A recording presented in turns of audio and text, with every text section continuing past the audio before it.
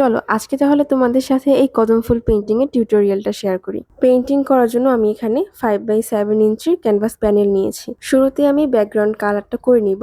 ফার্স্টে দূরে একটা দেওয়াল ছিল, ওইটার কালারটা করেছি আমি ব্লু কালার, হোয়াইট কালার আর ব্ল্যাক কালার দিয়ে। এরপরে দেওয়ালের সামনে একটা ছোট গাছপালার বাগান টাইপের কিছু একটা ছিল, ওইটাতে আমি কালার করেছি sap green colour, lemon yellow colour. এই কালারগুলো মিক্সড করে করেছি একদম অস্পষ্ট করে। এরপরে ফুলটা যেই জায়গাটাতে পড়ে আছে ওই জায়গাটাতে কালার করেছি black colour, green colour, blue colour, white colour এগুলো দিয়ে। এরপরে ফুলের ডাট এবং পাতায় কালার করে নিয়েছি।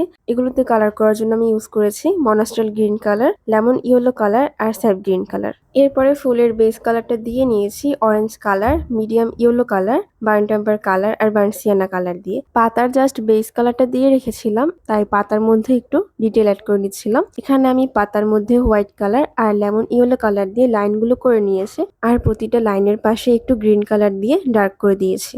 কদম ফুলের পাপড়িগুলো অ্যাড করার আগে কিন্তু অবশ্যই ফুলের মধ্যের জায়গাটাতে খুব ভালোভাবে ডিটেলস করতে হবে। এরপরে হোয়াইট কালার দিয়ে জাস্ট পাপড়িগুলো অ্যাড করে নিলেই হবে।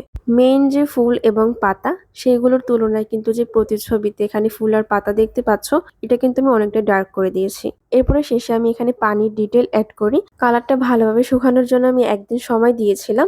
এরপর এটাতে ভার্নিশ অ্যাপ্লাই করে নিয়েছি।